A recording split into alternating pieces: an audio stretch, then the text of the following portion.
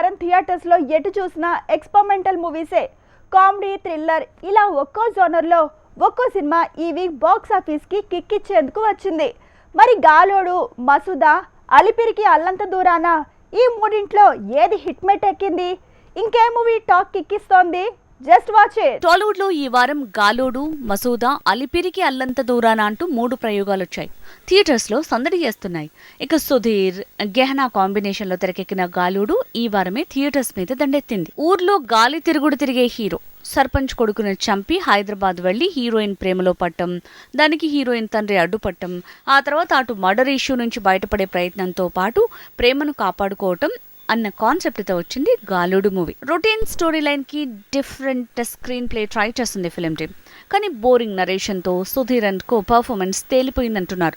ఇక thriller come horror flavour తో వచ్చిన మసూద మాత్రం వణికిస్తోందంటున్నారు. ఓ మిడిల్ క్లాస్ కుటుంబంలో ఓ తల్లి కూతుళ్లని వణికించిన ఓ మిస్టీరియస్ వ్యక్తి జీవితం అన్న కాన్సెప్ట్ తో మసూదా వచ్చింది.